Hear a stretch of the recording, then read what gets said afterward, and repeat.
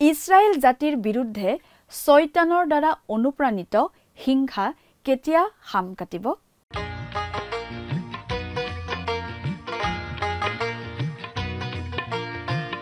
আজিৰে পবিত্ৰ ক্ষণতে উজলি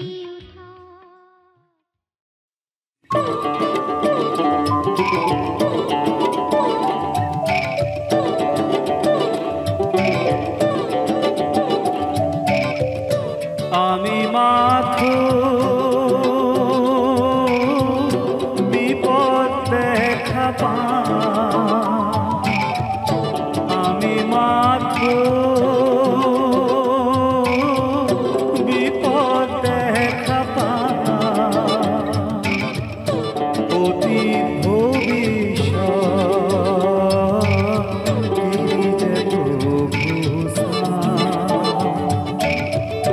বথা নাই যে ভাঙা আমার বথা নাই যে ভাঙা আমার আর প্রভু বিচারে না নিরুপায় আমি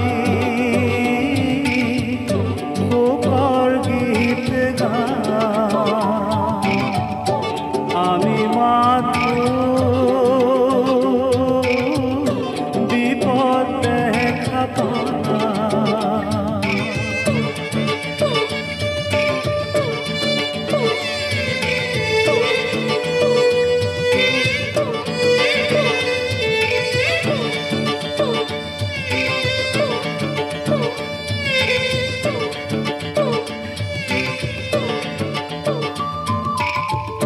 কান্দারি তুমি দিয়া পথর নির্দেশ বিনতি করিছো দিয়া আলোকরে আকরুয়া প্রভু আমার হেকলে দয়াময় প্রভু যাতনা করানিকে আমি মাথো বিপদ দেখা পাম, আমি মাথো বিপদ দেখা পাম, অতীত ভবিষ্যৎ গিরিজে বথা নাই যে ভাঙা আমার বথা নাই যে ভাঙা আমার আর প্রভু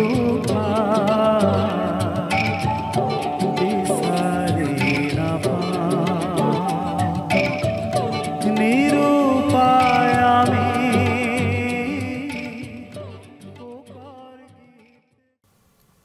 নমস্কাৰ, আমাৰ ভক্তিবচন অনুষ্ঠানলৈ আপোনাক স্বাগতম জনাইছোঁ। খ্ৰীষ্টীয় বিশ্বাসী লোকসকলৰ বাবে বিশেষভাৱে প্ৰস্তুত কৰা এই ভক্তিবচন অনুষ্ঠানটো হৈছে বাইবেল অধ্যয়নৰ ধাৰাবাহিক অসমীয়া অনুষ্ঠান।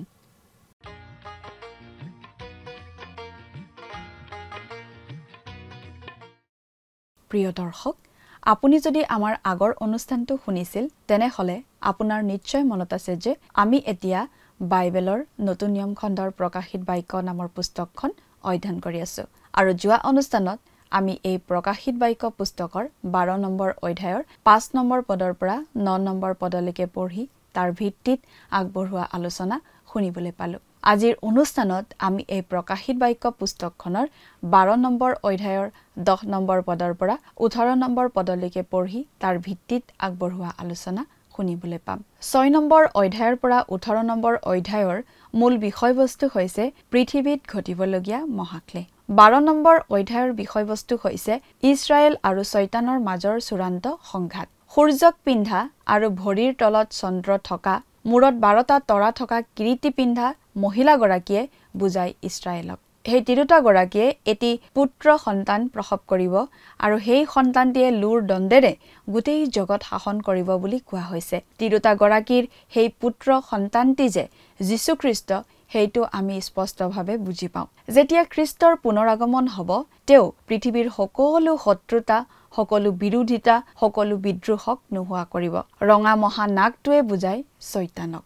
শয়তানে তিৰোতাগৰাকীয়ে প্ৰসৱ কৰিবলৈ ওলোৱা সন্তানটিক গ্ৰাস কৰিবলৈ বিচাৰিব। স্বৰ্গত যুদ্ধ হ'ব। মিখায়েল আৰু তেওঁৰ লগৰীয়া স্বৰ্গদূতসকলে সেই মহানাগৰ লগত যুদ্ধ কৰিব। সেই নাগ আৰু তাৰ লগৰীয়া স্বৰ্গদূতবোৰে যুদ্ধ কৰিব, কিন্তু সিহঁত পৰাস্ত হ'ব লাগিব আৰু স্বৰ্গত সিহঁতৰ আৰু কোনো স্থান নাথাকিব। সেই মহানাগক তললৈ পেলোৱা হ'ব, লগতে তাৰ লগৰীয়া স্বৰ্গদূতবোৰকো তললৈ পেলোৱা হ'ব। শয়তানে সহজে অৱসৰ ল'ব নোখোজে, কিন্তু মিখায়েল আৰু তেওঁৰ লগৰীয়া স্বৰ্গদূতসকলেই জয়ী হ'ব আৰু শয়তান আৰু তাৰ লগৰীয়া স্বৰ্গদূতবোৰক স্বৰ্গৰ পৰা নিক্ষেপ কৰা হ'ব। যেতিয়া শয়তানক স্বৰ্গৰ পৰা বাহিৰ কৰি দিয়া হ'ব, তেতিয়া স্বৰ্গত থকা মুক্ত লোকসকলৰ মাজত ই অতি আনন্দৰ সৃষ্টি কৰিব। স্বৰ্গত থকা পবিত্ৰ লোকসকলে আনন্দ কৰি ক'ব যে তেওঁলোকৰ ভাইসকলৰ বিৰুদ্ধে দিনে নিশাই অভিযোগ আনি থকা শয়তানক তললৈ পেলোৱা হ'ল। গতিকে সকলোৱে আনন্দ কৰিব লাগে। খ্ৰীষ্টৰ মৃত্যু আৰু পুনৰুত্থানৰ পিছত দুষ্টতাৰ বিৰুদ্ধে প্ৰয়োগ কৰিবলগীয়া শক্তিৰ প্ৰথম মহান প্ৰদৰ্শন হ'ল স্বৰ্গৰ পৰা শয়তানক বাহিৰ কৰাটো। তেনেদৰেই প্ৰভু যীশুৱে শাসনৰ বাগজৰী হাতত লোৱা প্ৰক্ৰিয়াটোৰ আৰম্ভণি হ'ব। প্ৰিয় দৰ্শক, কথাবোৰ অধিক বহলাই চাবলৈ আহকচোন এতিয়া আমি মূল আলোচনাটোৰ মাজলৈ আগবাঢ়ি যাওঁ। প্ৰিয় শ্ৰোতা, আপুনি বাৰু আমাৰ যোৱা অনুষ্ঠানটো শুনিছিল নে? আমি বাৰু কি আলোচনা কৰিছিলোঁ আপোনাৰ মনত আছেনে? আমি আজি ভালেকেইদিন ধৰি বাইবেলৰ শেষৰখন পুস্তক অৰ্থাৎ যোহনৰ প্ৰতি প্ৰকাশিত বাক্য নামৰ পুস্তকখন অধ্যয়ন কৰি আছোঁ, নহয়নে বাৰু? আমি যোৱা অনুষ্ঠানত এই প্ৰকাশিত বাক্য পুস্তকখনৰ 12 নম্বৰ অধ্যায়ৰ 9 নম্বৰ পদলৈকে পঢ়ি আমাৰ আলোচনা আগবঢ়াইছিলোঁ। তাত আমি বিশেষভাৱে পাইছিলোঁ এগৰাকী তিৰোতা অৰ্থাৎ ইছৰাইল জাতিৰ কথা, যি তিৰোতাক মহাক্লেশৰ সময়ত ঈশ্বৰে বিশেষ নিৰাপত্তা প্ৰদান কৰিব। আৰু আমি পাইছিলোঁ যে সেই সময়ত স্বৰ্গত যুদ্ধ হ'ব আৰু মিখায়েল দূত আৰু লগৰীয়া স্বৰ্গদূতবোৰে শয়তান আৰু তাৰ লগৰীয়া দূতবোৰক পৰাস্ত কৰি স্বৰ্গৰ পৰা খেদি পঠিয়াব। সেই শয়তানৰ বিষয়ে আমাক ভালদৰে দেখুৱাই দিয়া হৈছে সেই শাস্ত্ৰপদকেইটাত। আজি আমি এই প্ৰকাশিত বাক্য পুস্তকৰ 12 নম্বৰ অধ্যায়ৰ 10 নম্বৰ পদৰ পৰা আমাৰ আলোচনা আৰম্ভ কৰিম। আমি বাইবেলৰ পৰা পাঠ কৰি দিম। 12 নম্বৰ অধ্যায়ৰ 10ৰ পৰা 12 নম্বৰ পদলৈকে আমি পাঠ কৰিম। ইয়াত এনেদৰে লিখা আছে, তেতিয়া মই স্বৰ্গত বৰ মাতেৰে কোৱা এই বাণী শুনিলোঁ। এতিয়া পৰিত্ৰাণ, শক্তি আৰু ৰাজ্য আমাৰ ঈশ্বৰৰ আৰু ক্ষমতা তেওঁৰ অভিষিক্তজনাৰ হ'ল। কিয়নো আমাৰ ভাইবিলাকৰ যি অপবাদকে দিনে ৰাতিয়ে আমাৰ ঈশ্বৰৰ আগত তেওঁবিলাকৰ অপবাদ দিয়ে, তাক পেলোৱা হ'ল। তেওঁবিলাকে মেৰ পোৱালীৰ তেজ আৰু নিজ নিজ সাক্ষ্যৰূপ বাক্যৰ দ্বাৰাই তাক জয় কৰিলে। তেওঁবিলাকে মৃত্যু পৰ্যন্ত নিজ নিজ প্ৰাণ প্ৰিয় জ্ঞান নকৰিলে। এই কাৰণে হে স্বৰ্গ আৰু তাত নিবাস কৰাবিলাক, তোমালোকে আনন্দ কৰা। কিন্তু হে পৃথিৱী আৰু সমুদ্ৰ, তোমালোকৰ সন্তাপ হ'ব। কিয়নো শয়তান তোমালোকৰ তালৈ নামি গ'ল আৰু তাৰ কাল অলপ দেখি সি অতি ক্ৰুদ্ধ হৈছে। এই বাণী শুনিলোঁ। অৰ্থাৎ এই ভৱিষ্যতে ঘটিবলগীয়া ঘটনাবোৰৰ দৰ্শন যোহনে পাই আছে আৰু সকলো শুনি আছে। এই কথাটো তেওঁ আমাক বাৰে বাৰে মনত পেলাই দি আছে। অৰ্থাৎ এইবোৰ তেওঁ মনে সজা কথা নহয়। শয়তানক স্বৰ্গৰ পৰা পেলাই দিয়াৰ পাছত স্বৰ্গত থকা পৰিত্ৰাণ পোৱা লোকসমূহৰ মাজত অতিশয় আনন্দ হ'ব। বৰ মাত, মানে স্বৰ্গত সেই সময়ত যে পুৰণি নিয়মৰ দিনৰ সাধুসকল থাকিব, তেওঁলোকৰ মাতো হ'ব পাৰে, আৰু মহাক্লেশৰ সময়ত পৃথিৱীত যিসকল খ্ৰীষ্টীয় বিশ্বাসী শ্বহীদ হ'ব, তেওঁলোকৰ মাতো হ'ব পাৰে। কাৰণ তেওঁলোকে পৃথিৱীত থকা তেওঁলোকৰ ভাইবিলাকৰ কথা উল্লেখ কৰিছে। শয়তানক তেওঁলোকে আমাৰ ভাইবিলাকৰ অপবাদক বুলি কৈছে। খ্ৰীষ্টৰ ক্ৰুচীয় মৃত্যু আৰু পুনৰুত্থানৰ পাছত এই ঘটনাটোৰ মাজতেই মন্দতা আৰু অধাৰ্মিকতাৰ বিৰুদ্ধে প্ৰবল শক্তি প্ৰয়োগ হোৱা আমি দেখোঁ। শয়তানক লগৰীয়াবোৰৰ সৈতে স্বৰ্গৰ পৰা খেদি পঠিওৱা কাৰ্যৰ পৰাই ঘটনাবোৰ বেগাই আগুৱাই যায় প্ৰভু যীশু পৃথিৱীলৈ আহি পৃথিৱীৰ শাসনভাৰ নিজৰ হাতলৈ নিয়া ঘটনাটোলৈ। খ্ৰীষ্টই ক্ৰুচত আপোন প্ৰাণ দি আচলতে শয়তানক স্বৰ্গৰ পৰা খেদি পঠিওৱাৰ পথ সুগম কৰিছিল। প্ৰভু যীশুৱে তেওঁৰ মৃত্যুৰ যোগেদি মানুহৰ পৰিত্ৰাণ সম্ভৱ কৰি তুলিলে। ঈশ্বৰে আমাৰ পাপৰ সকলো ঋণ ক্ষমা কৰি দিলে। সেই ঋণ খ্ৰীষ্টৰ ক্ৰুচত গজাল মাৰি দিলে। খ্ৰীষ্টই সম্পূৰ্ণৰূপে সেই ঋণ পৰিশোধ কৰিলে। পাচনি পৌলে তাৰ পাছত এই বুলি কৈছে, আমাৰ বিৰুদ্ধে আজ্ঞাসমূহ থকা যি হাতে লিখাখন আমাৰ বিপক্ষে আছিল তাক মচি পেলালে আৰু গজাল মাৰি ক্ৰুচত লগাই দি তাক দূৰ কৰিলে। কলচীয়া 2 অধ্যায় 14 পদ। আমি ভাবোঁ এই কাৰ্যটোৰ আৰম্ভণি হৈছিল যেতিয়া প্ৰভু যীশুৱে লগত সাধুসকলক লৈ স্বৰ্গলৈ উঠি গৈছিল। তেওঁ পুৰণি নিয়মৰ দিনৰ সাধুসকলক লগত লৈ গৈ পিতৃ ঈশ্বৰৰ আগত স্বৰ্গত হাজিৰ কৰাইছিলগৈ। আৰু তেওঁলোকেই এতিয়া এনেদৰে পৰিত্ৰাণ হ'ল বুলি কৈ আছে বুলি আমি প্ৰকাশিত বাক্য পুস্তকত পাইছোঁ। আৰু ইয়াৰ যোগেদিয়েই খ্ৰীষ্টৰ তেজেৰে কিনা 4টা স্বৰ্গীয় স্বাধীনতাৰ দুৱাৰ মুকলি হোৱা আমি দেখোঁ। খ্ৰীষ্ট যেতিয়া এই জগতলৈ আকৌ আহিব তেওঁৰ ন্যায় শাসন প্ৰতিষ্ঠা কৰিবলৈ, তেতিয়া এই 4টা স্বাধীনতাও পৃথিৱীলৈ আহিব। সেই 4টা স্বাধীনতানো কি? আমি এটা এটাকৈ চাম। প্ৰথমটো হৈছে পৰিত্ৰাণ। পৰিত্ৰাণৰ চূড়ান্ত ৰূপ প্ৰভু যীশুখ্ৰীষ্ট।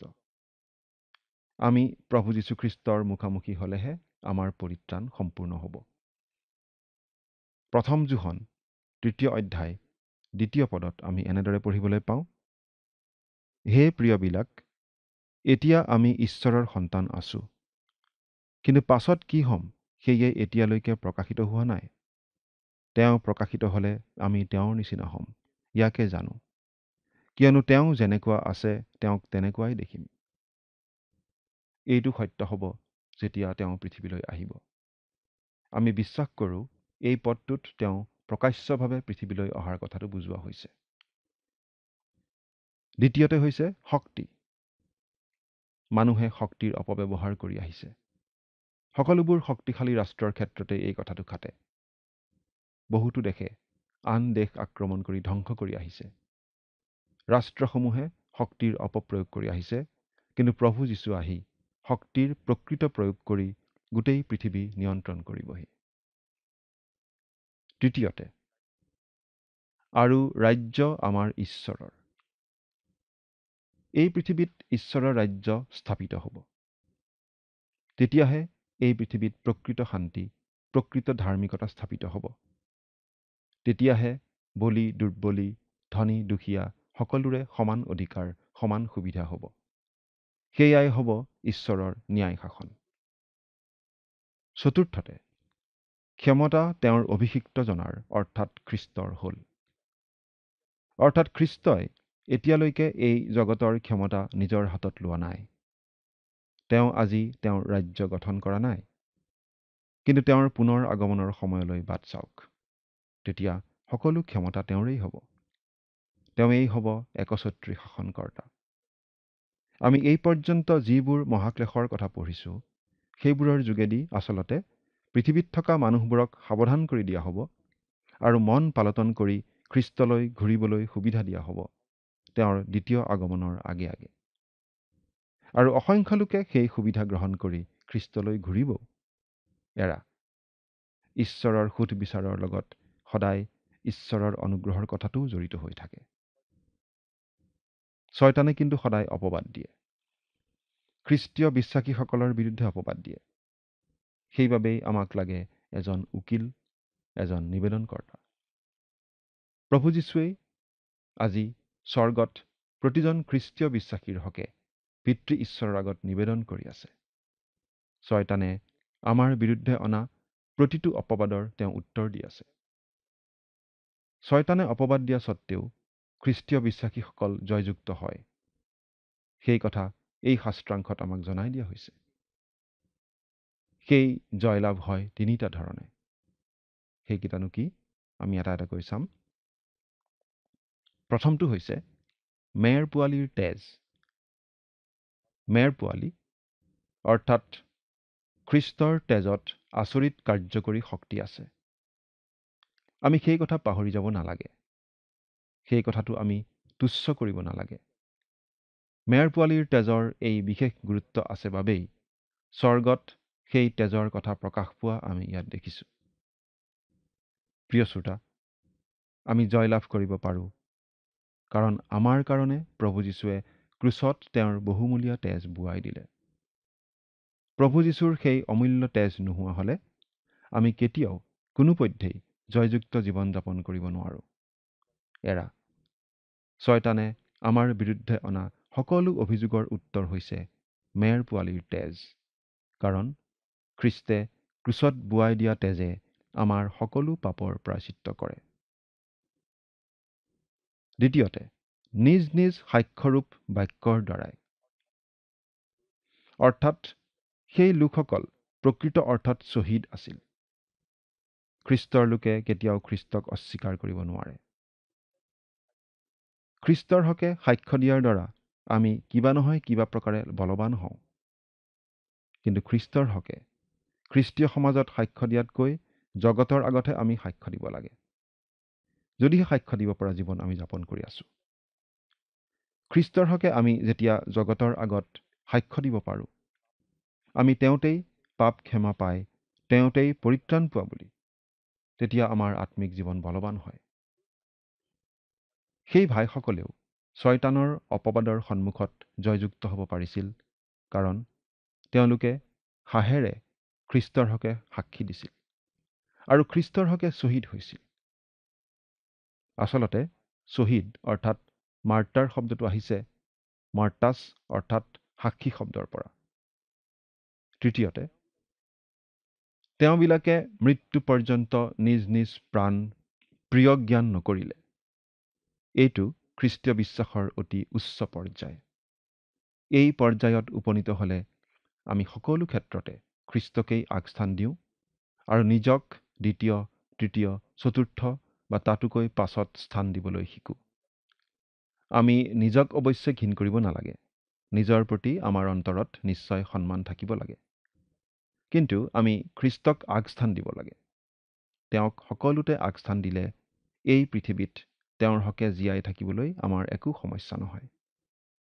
আমাৰ খ্ৰীষ্টীয় জীৱনৰ চালিকা শক্তি হ'ব লাগে মেৰ পোৱালীৰ তেজ, আমাৰ নিজৰ জীৱনৰ সাক্ষ্য, আৰু সকলোতকৈ খ্ৰীষ্টক আগস্থান দি তেওঁৰ প্ৰেমতেই চলা। প্ৰভু যীশুৱে চিমোন পিতৰক সুধিছিল, তুমি মোক প্ৰেম কৰিছানে? তেতিয়া পিতৰে তেনেদৰে ক'ব পাৰিছিলগৈ, আৰু তেতিয়াহে প্ৰভু যীশুৱে কৈছিল, মই তোমাক মোৰ কামত ব্যৱহাৰ কৰিম। তুমি মোৰ মেৰ অৰ্থাৎ মোৰ বিশ্বাসীসকলক প্ৰতিপালন কৰা। আৰু পিতৰে মণ্ডলীত প্ৰথমটো বক্তৃতা দিছিল আৰু অনেক লোকে খ্ৰীষ্টক গ্ৰহণ কৰিছিল। শয়তানক স্বৰ্গৰ পৰা খেদি পঠিওৱাৰ লগে লগে দুটা বিশেষ ধৰণৰ প্ৰতিক্ৰিয়া ঘটা আমি দেখিবলৈ পাইছোঁ। প্ৰথমতে আমি দেখোঁ স্বৰ্গত আনন্দধ্বনি হৈছে, কাৰণ এই ভয়ানক, কুটিল, পৰাক্ৰমী, বিনাশকাৰী সৰ্পক অৱশেষত স্বৰ্গৰ পৰা খেদি পঠিওৱা হ'ল। কিন্তু তাৰ পাছত আমি দেখোঁ যে পৃথিৱীত প্ৰচণ্ড সন্তাপ হ'ল। এইটো পৃথিৱীত হ'বলগীয়া তৃতীয় সন্তাপ। পৃথিৱীৰ কাৰণে একমাত্ৰ সান্তনাৰ কথা এইয়ে যে পৃথিৱীত শয়তানৰ দিন চমু চাপি আহিছে। তাৰ পাছত মাত্ৰ ৪২ মাহ অৰ্থাৎ ৩.৫ বছৰহে সময় বাকী আছে শয়তানৰ। অৰ্থাৎ শয়তানক স্বৰ্গৰ পৰা খেদি পঠিওৱাৰ পাছত মাত্ৰ ৩.৫ বছৰ সময় ধৰি শয়তানে পৃথিৱীত অত্যাচাৰ চলাব পাৰিব। এইখিনি হ'ব ৭ বছৰীয়া মহাক্লেশৰ আটাইতকৈ ভয়ংকৰ সময়। এতিয়া আমি ১৩ নম্বৰ আৰু ১৪ নম্বৰ পদ দুটা পাঠ কৰি দিম। পাছে নাগে নিজকে পৃথিৱীত পেলোৱা দেখি পুত্ৰ প্ৰসৱ কৰা সেই তিৰোতাক তাড়না কৰিলে। কিন্তু সেই তিৰোতা অৰণ্যলৈ নিজ ঠাইলৈ উৰি যাবৰ কাৰণে তেওঁক বৰ কুৰৰ পক্ষীৰ নিচিনা দুখন ডেউকা দিয়া হ'ল। সেই ঠাইত সেই সাপৰ সন্মুখৰ পৰা দূৰৈত ১ কাল ২ কাল আৰু আধা কাললৈকে তেওঁ প্ৰতিপালিত হয়। এয়া হ'ব ইছৰাইলীয়া লোকৰ ওপৰত শেষবাৰৰ কাৰণে চলা অত্যাচাৰ। এই অত্যাচাৰ হ'ব অতি নিকৃষ্ট ধৰণৰ, কাৰণ শয়তানে সময় চমু চাপি অহা বুলি জানিব পাৰিব। শয়তানে ইছৰাইলক বেয়া পায়, কাৰণ প্ৰভু যীশুৱে এই জাতিতেই মানুহৰূপে জন্মগ্ৰহণ কৰিছিল। এই বিশেষ মহাক্লেশেই হ'ব জাকুবৰ ক্লেশ, যি জাকুবৰ ক্লেশৰ কথা আমি আগতে উল্লেখ কৰা পাই আহিছোঁ। বৰ কুৰৰ পক্ষীৰ নিচিনা দুখন ডেউকা দিয়া হ'ল। সেই তিৰোতাগৰাকীক বৰ কুৰৰ পক্ষীৰ নিচিনা দুখন ডেউকা দিয়া হ'ল, যাতে তেওঁ অৰণ্যলৈ উৰি যাব পাৰে।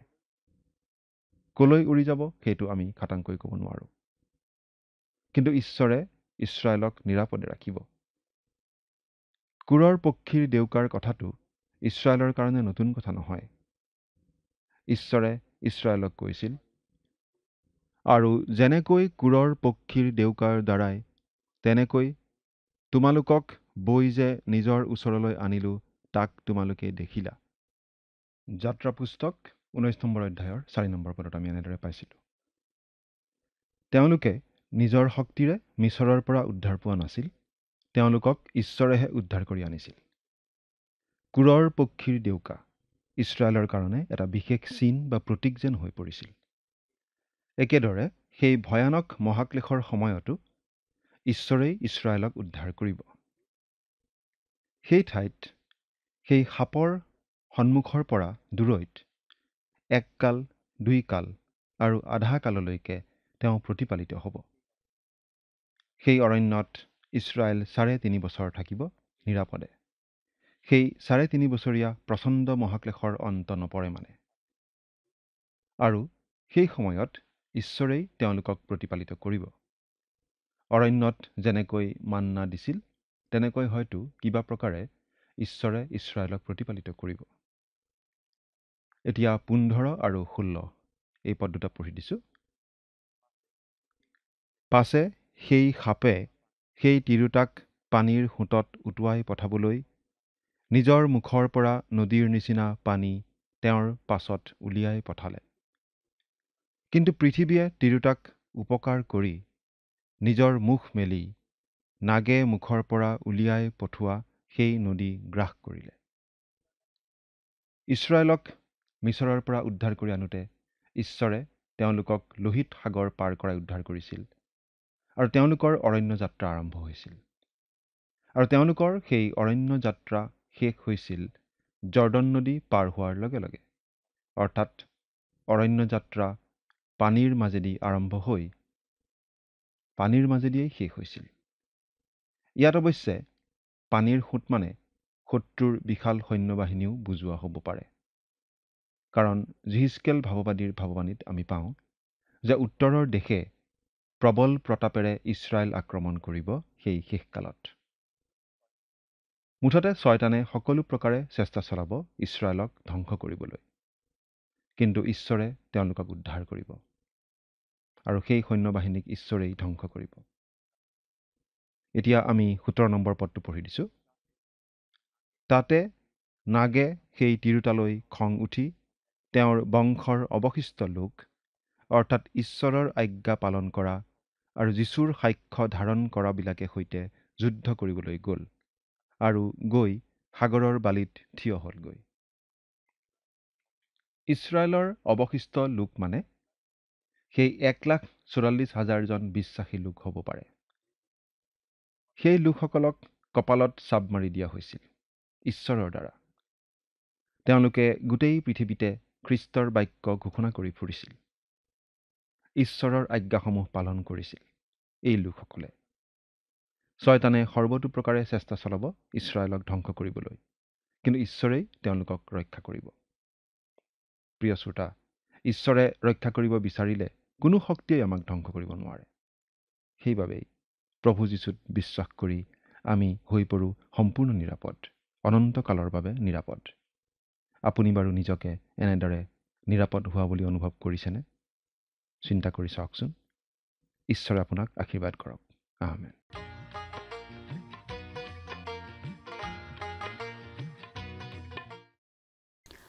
স্বৰ্গৰ পৰা খেদা খোৱাৰ পাছত শয়তানে প্ৰচণ্ড ক্ৰোধেৰে সেই তিৰোতা অৰ্থাৎ ইছৰাইলক ধ্বংস কৰিবলৈ চেষ্টা কৰিব। আচলতে সকলো যিহুদী বিৰোধিতা সদায় শয়তানৰ দ্বাৰাই অনুপ্ৰাণিত আৰু অৱশেষত শয়তানে ইছৰাইল জাতিটোক ধ্বংস কৰাৰ বাবে চূড়ান্ত প্ৰচেষ্টা চলোৱাৰ শিখৰত উপনীত হ'ব। মিছৰ দেশত ফৌৰণৰ ইটা নিৰ্মাণ কৰা স্থানৰ পৰা হামনৰ ফাঁচী কাট হেৰোদৰ শিশু বধৰ নিষ্ঠুৰ আদেশৰ পৰা আধুনিক যুগৰ যিহুদী বিৰোধিতাৰ মাজেৰে আৰু মহাক্লেশৰ জগতলৈকে শয়তানে এই লোকসকলৰ বিৰুদ্ধে আক্ৰমণৰ নেতৃত্ব দি আহিছে, দি থাকিব। কাৰণ মানুহৰ সন্তান হিচাপে জন্ম লৈ শয়তানক পৰাস্ত কৰা যীশুখ্ৰীষ্ট এই জাতিৰ পৰাই আহিছে। প্ৰিয় দৰ্শক, আজিলৈ আমাৰ অনুষ্ঠানটো ইমানতে সামৰণি মাৰিব খুজিছোঁ। পৰৱৰ্তী অনুষ্ঠানত আপোনালোকক পুনৰ লগ পোৱাৰ আশা ৰাখিছোঁ। সামৰণি মৰাৰ আগতে আহকচোন আমি খন্তেক প্ৰাৰ্থনাত মূৰ দুৱাওঁ। স্বৰ্গত থকা অতি মৰমীয়াল দয়ালু পিতৃ ঈশ্বৰ, ধন্য হওক প্ৰভু তোমাৰ নাম। দয়ালু মৰমীয়াল পিতৃ ঈশ্বৰ, প্ৰাৰ্থনা কৰিছোঁ এই সময়তে তোমাৰ পবিত্ৰ বাক্য প্ৰভু যিমানসকল দৰ্শকসকলে চাই আছে, এই বাক্য তেওঁলোকে বুজি পাইছে বুলি বিশ্বাস ৰাখোঁ। আৰু প্ৰভু এই বাক্যই যাতে তেওঁলোকৰ জীৱন শুধৰণি কৰাত যাতে সহায় কৰে। আৰু প্ৰভু এদিন যাতে তেওঁলোকে তোমাক ধন্যবাদ যাতে দিব পাৰিব, লগতে নিজৰ সাক্ষ্য যাতে তুলি ধৰিব পাৰিব, তেনে তুমি আশীৰ্বাদ কৰা। আৰু তেওঁলোকৰ সকলো প্ৰয়োজনীয়বিলাক প্ৰভু তুমি পূৰণ কৰিবা। এই সকলো যাচনা মহান ত্ৰাণকৰ্তা প্ৰভু যীশুখ্ৰীষ্টৰ নামত অৰ্পণ কৰিলোঁ। আমেন।